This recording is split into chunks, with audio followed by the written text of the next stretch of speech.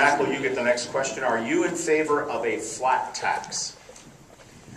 I think that the flat tax is a novel idea. Unfortunately, I think that the flat tax penalizes people that are in the older generation because they end up paying a larger percentage of the overall price for the products. And so, no, I am not in favor of a flat tax. I think that we need to address some of the ways that items are taxed and distributed through our chain of commerce. But no, I'm not in favor of a flat tax. Mr. Burns? I think the entire tax code needs completely reformed. You look at the United States as the second highest corporate income tax rate in the world. That needs to change. I am for a flatter and a fairer tax, and I think that we need to stop using the tax code to punish job creators, and we need to create an environment that's attractive to business here in America. I don't support a flat tax. As you may know, in this country right now, our taxes are at a 60-year low, a historic low in our nation. I believe that our tax structure does need some rework, but I am supporting the current structure and not in favor of a flat tax. Mr. Pritz? I do not support a flat tax or the fair tax, as Mr. Burns has signed a pledge that he supports the fair tax, which is with a 23% sales tax on all items. Ladies and gentlemen, please. What I was saying is that what that does is it punishes folks in the middle and low income, and I don't think that's fair to any American.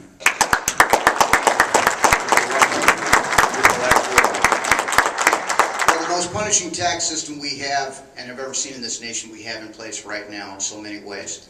I would like to see all 67,000 pages of our tax code scrapped, and I would prefer to see it replaced with a fair tax, but would support a flat tax in lieu of that.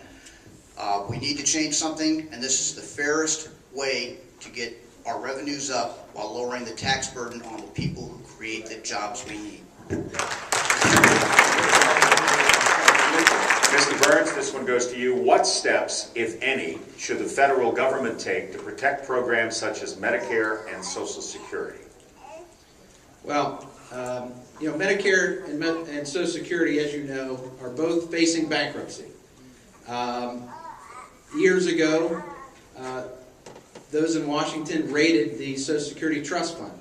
I think we need to make smart decisions to shore up these programs for the people that are dependent on them and the people that have put money in them and will be dependent on them.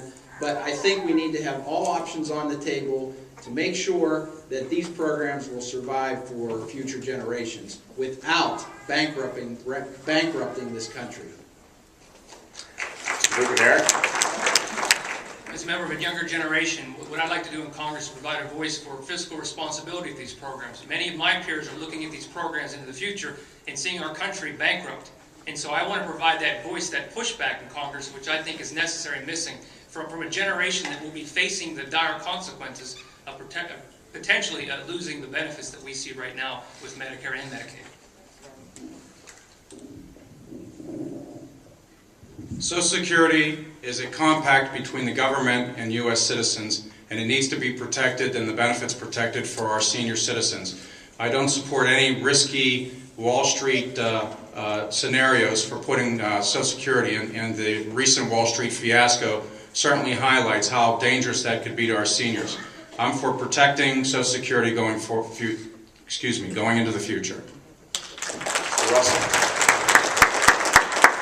We absolutely need to honor this contract we have made with seniors, especially those who are now dependent on Social Security and Medicare.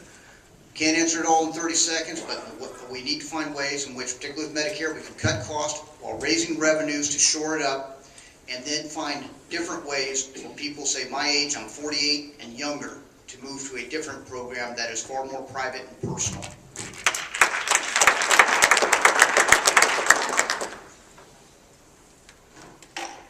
I think one of the main ways that we can secure Social Security and Medicaid benefits for future generations is to stop spending the money that's being put in the trust fund and issuing bonds on that money.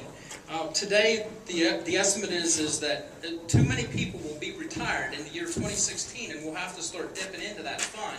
and by the year 2042 we'll be upside down. And we'll either have to increase taxes at that point in time or reduce benefits, neither of which is palatable. So right now, we need to stop spending the money, and as crazy as Al Gore sounded for saying it, we need to put that money in a lockbox and don't touch it. Mr. Buchaneri, next question goes to you. Much has been made of the late Congressman Murtha's use of congressional earmarks to help start and fund industry throughout the 12th District. If you're elected, would you fight for earmarks for the district? If yes, why? If no, why not? Yes, I will fight to create jobs and opportunity in the district, and one of the tools that a member of Congress does have is earmarks, but we need to be responsible. And what I want to do is be very open and transparent with any earmarks I'm involved with. I would post this information for public review on a website or in advance. One of the things I'm concerned about in this district, however, is that I don't want to see us being dependent on earmarks to bring in things. I'd like to see growth and generation from us, so that we aren't dependent on a single individual or a single institution in this district. One of the things that's come up is, I know there's I didn't see it on the wrap up. 30, I guess I'll get right to see it right. One of the things that Congressman Murtha was successful in, of course, bringing in a lot of defense industry in the region. And I can say, as someone who literally just came from the defense industry, Congressman Murtha fought to get those jobs. I'll fight to keep those jobs.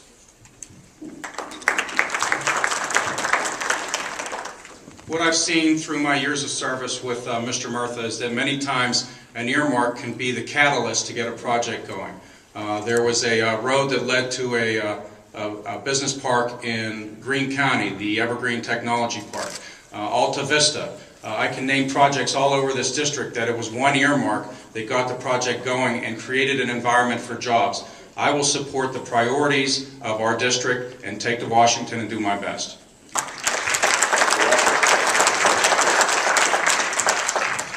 I will absolutely fight for those projects, particularly in the defense industry, that are producing products needed by the Department of Defense. But it will not be through earmarks. We will put those into the budget as line items, debate them, and fight for them in the open.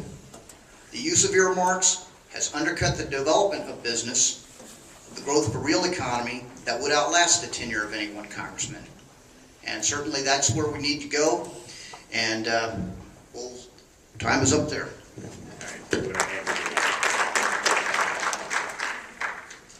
I think anyone that gets in a car and drives around this district for 10 minutes understands what $1 billion in earmarks can do for a region like ours.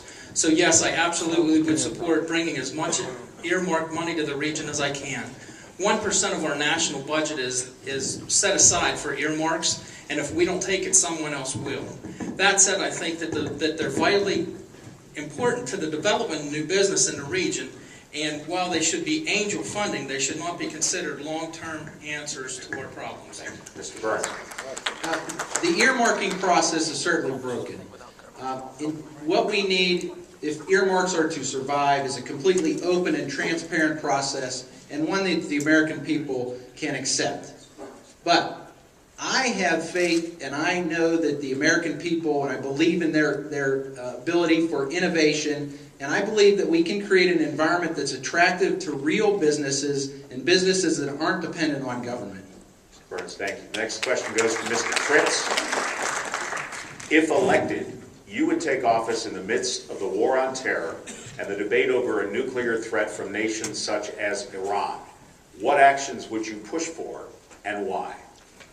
Well, I think what we're seeing is a drawdown in Iraq, and certainly I think that's a good thing, although we have to look at this in long term. You can't look at it short term, so a democratic Iraq is certainly very important.